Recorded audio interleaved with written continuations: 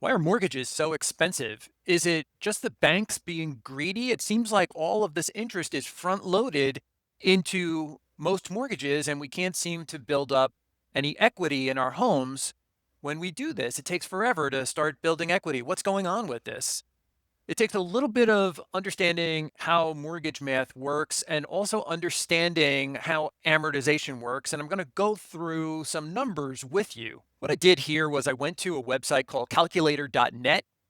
It's free. You could do this too. I just went to the website and I typed in a $400,000 loan amount for 30 years at 6.5%. And you can see it spit out this annual schedule. Your monthly payments of principal and interest will be $2,528.27.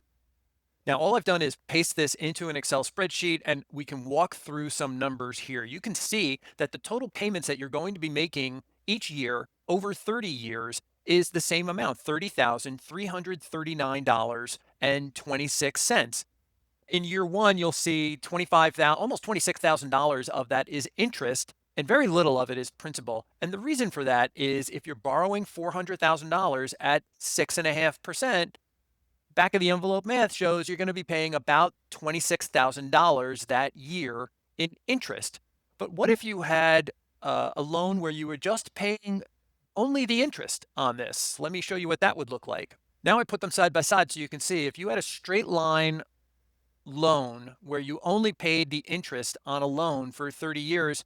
Uh, by the way, I don't think a bank would sign up for this, but if you paid the $26,000 interest, that's 6.5% on $400,000, you see your balance doesn't go anywhere. And so at the end of the 30 years, there's a surprise waiting for you. You need $400,000 to pay off that loan. If you've ever leased a car, you know what I'm talking about. So I want to show this to you in a slightly different format. This is how an amortization loan works. And if no one's explained this to you, it's a super illustration. I took that $30,339 that you're going to pay every year, and I just turned it into a bar chart. And so each bar represents a year. This is year one, year two, year three, year four, and so on. This is how amortization works. We're going to draw a line straight through all of these years, and you can see in year one, very little principal, mostly interest. Year two, a little more principal. Year three, a little more principal. But what doesn't change?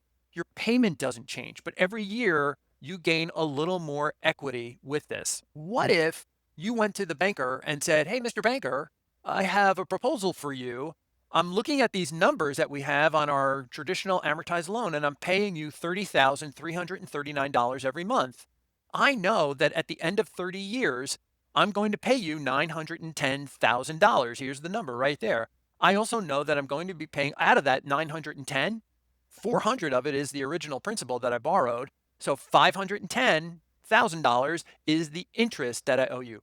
What if we were to take the $30,339 and apply it equally to principal and interest? When you do the math, what you're going to find is $400,000 on a total of $910,000 is 43.95% of the payment. Almost 44% of each payment goes towards principal. That means that 56.05% of every payment should go to interest. What if we were to just smooth out the payments and pay the same amount of principal every year and the same amount of interest? Just do it in equal payments. Here's what the math looks like for you in this case. Same payments, $30,339 every single year. Interest, still the same every single year. Principal, still the same every single year. And look, at the end of 30 years, 400 grand is paid off. You've paid $510,000 in interest. Seems like a pretty fair deal. Why wouldn't the bank sign up for something like this? In the traditional amortized loan, your equity grows very slowly. In fact, at the end of the first year, you have almost no equity. You got $4,400. Okay. At the end of 5 years, you've got $25,000 in equity in your home. At the end of 9 years, you're almost a third of the way through your mortgage. You only have $52,000 in equity. Now look over here. If you made these equal payments at the end of 9 years, holy moly, you've got 120 grand in equity. This is starting to sound like a pretty good deal. Why wouldn't people sign up for this? They should if the banks offer something like this. Why don't the banks offer something like this? Because of math. Let me show you what happens when you have an equal level payment program, okay?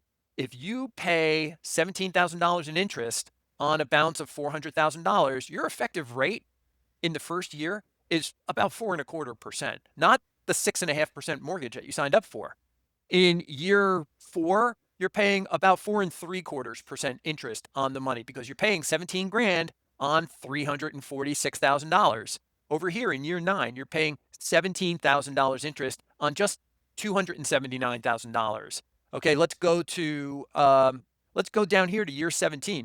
You're paying $17,000 interest on a $173,000 mortgage. That is over 9%. In fact, the next year it's almost 10% interest. Who would sign up for this? Nobody.